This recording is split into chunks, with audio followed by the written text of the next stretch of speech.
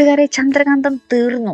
നമ്മുടെ ഏഷ്യാനെറ്റിന്റെ ഈ ഒരു തിരിച്ചടി ഇത് പ്രേക്ഷകരുടെ നെഞ്ചത്തായി പോയിട്ടോ. ഈ ഒരു ഇരുട്ടടി ഭയങ്കര ഒരു ഇരുട്ടടി തന്നെയായിപ്പോയി നമ്മുടെ ചന്ദ്രകാന്തം പ്രേക്ഷകർക്ക്. ഇത്രയും വലിയൊരു ഇരുട്ടടി വേണമായിരുന്നോ? നിങ്ങളൊന്ന് ആലോചിച്ച് നോക്കിയേ.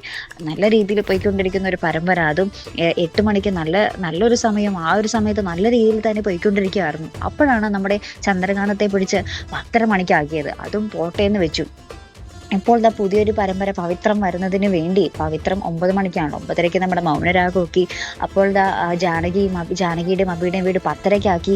അപ്പോൾ 10:30ക്കുള്ള നമ്മുടെ ചന്ദ്രകാന്തത്തെ പിടിച്ച് ഉച്ചയ്ക്ക് 2 മണിക്കാക്കിയിരിക്കുകയാട്ടോ. ഇപ്പോൾ നമ്മളൊക്കെ ആകാംക്ഷയോടെ കാത്തിരിക്കുന്ന ഒരു നിമിഷങ്ങൾ തന്നെയായിരുന്നു അർജുൻ്റെ തിരിച്ചുവരവ്. അപ്പോൾ ഇനിയുള്ള എപ്പിസോഡായിരിക്കും നമ്മുടെ പ്രേക്ഷകർ ഇങ്ങനെ ഭയങ്കര സന്തോഷത്തിലും ആകാംക്ഷയിലും കാത്തിരിക്കുന്നത്. അപ്പോഴാണ് നമ്മുടെ ഏഷ്യാനെറ്റിൻ്റെ ഇങ്ങനത്തെ ഒരു തിരിച്ചടി. ഇത് വല്ലാത്തൊരു പ്രേക്ഷകരുടെ നെഞ്ചത്തിട്ടുള്ള ഒരു ഇരുട്ടടി തന്നെ ആയിപ്പോയി കേട്ടോ.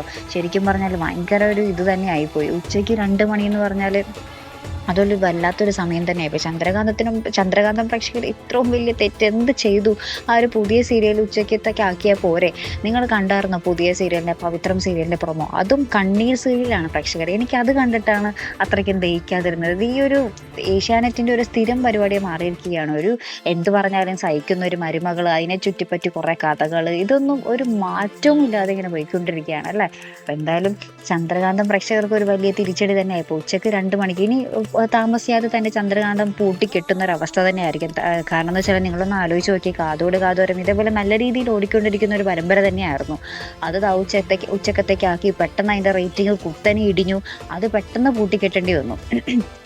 ഒരു രീതിയിലുമുള്ളൊരു നല്ലൊരു ക്ലൈമാക്സിലല്ല അത് അവസാനിച്ചത്. ഇപ്പോൾ ഗൗരി ശങ്കറും അത്യാവശ്യം അത്രയ്ക്ക് ഗംഭീരമായിട്ടൊന്നല്ലെങ്കിൽ അത്യാവശ്യം ഓടിക്കൊണ്ടിരിക്കുന്ന ഒരു പരമ്പര തന്നെയായിരുന്നു. അതിനെയും കൊണ്ട് ഉച്ചക്കിട്ട് അതും ക്ലൈമാക്സിലേക്ക് പോവുകയാണ്. അപ്പോൾ നമ്മുടെ ചന്ദ്രകാന്തം ഇത് ഒരു വേറെ ലെവൽ കഥയിലേക്ക് പോകുമ്പോഴാണ് ചന്ദ്രകാന്തത്തെ ഈ ഒരു ഉച്ചക്കത്തേലോട്ട് പിടിച്ചിടാൻ പോകുന്നത്. ഇപ്പം ഇനി എന്തൊക്കെയായിരിക്കും? ഇനി നമ്മുടെ ചന്ദ്രകാന്തവും തീർന്നു പ്രേക്ഷകരെ, തീർന്നു എന്നേ പറയാനുള്ളൂ. ഇനി ഒരിക്കലും ചന്ദ്രകാന്തത്തിന് ഒരു തിരിച്ചുവരവ് ഉണ്ടാകില്ല. അപ്പോൾ എന്തായാലും നമ്മൾക്ക് പ്രേക്ഷകർക്ക് ഈ ഒരു സമയം ഭയങ്കര, നമ്മുടെ ഏഷ്യാനെറ്റ് നമ്മളൊക്കെ പ്രേക്ഷകരുടെ ഒരു ഇഷ്ടം പോലും വില വയ്ക്കുന്നില്ല എന്നുള്ളത് ഭയങ്കര ഒരു കഷ്ടം തന്നെയാണ് കേട്ടോ. നമ്മൾ എന്തെങ്കിലും ഒന്ന് സ്നേഹിച്ചു വന്നാൽ അപ്പം തന്നെ നമ്മളിൽ നിന്ന് അത് പറിച്ചു കളയും അല്ലേ.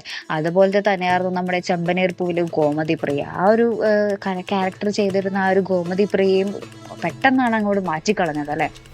നമ്മൾക്കൊക്കെ ഒന്നും അക്സെപ്റ്റ് ചെയ്യാൻ പറ്റാത്ത കുറേ കാര്യങ്ങളാണ് നമ്മുടെ ഏഷ്യാനെറ്റ് നമ്മളോട് ചെയ്തുകൊണ്ടിരിക്കുന്നത്. നമ്മൾ അവരെ സ്നേഹിക്കുന്നതോറും അവർ നമ്മളുടെ അടുത്ത് നകന്നു പോകുന്നൊരു പോലെയാട്ടോ എനിക്ക് ഫീൽ ചെയ്യുന്നത്. അപ്പോൾ എന്തായാലും നമുക്ക് നോക്കാം കേട്ടോ. എന്തായാലും നിങ്ങൾക്ക് ഇനി പ്രതീക്ഷ വേണ്ട പ്രേക്ഷകരെ. ചന്ദ്രകാന്തം എത്രയും പെട്ടെന്ന് തന്നെ പൂട്ടിക്കെട്ടും, അത് ഉറപ്പുള്ളൊരു കാര്യമാട്ടോ.